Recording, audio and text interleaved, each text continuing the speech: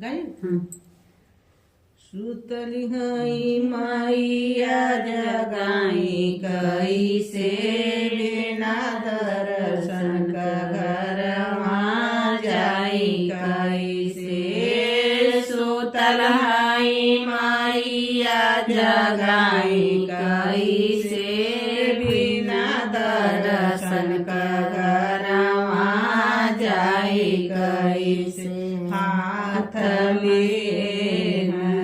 गंगा जल पानी हाथ लिए हैं गंगा जल पानी अडर बिना चरण पखारी कैसे बिना दर्शन का घर जाई कैसे अडर बिना चरण पखारी कैसे बिना दर्शन का घर जाई कैसे सुतली हई मैया जगाई कैसे बिना दर्शन का घर जाई कैसे हाथ लिए फूलों की डाली हाथ लिए हैं फूलों की डाली अडर बिना गजल बनाई कैसे बिना दर्शन का घर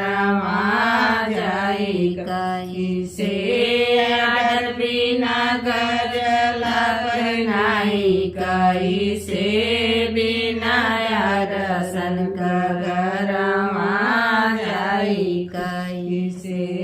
सुतल हई मैया जगाई कैसे बिना दर्शन के घर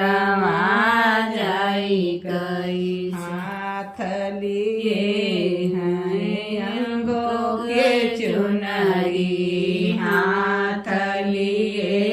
हैं अंगों के चुनरी अडर बिना चुनरी पहनाई कैसे बिना दर्शन के घर जाई कैसे अडर बिना चुनरी पहनाई कैसे बिना दर्शन का घर जाई कैसे सुतल हई मैया जगाई कैसे बिना दर्शन का घर जाई कैसे हाथ लिए हैं मखन मलैया हाथ लिए हैं मखन मलैया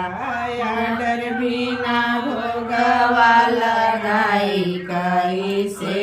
बिना दर्शन का घर जाई कैसे अडर बिना भोगवा लगाई कैसे बिना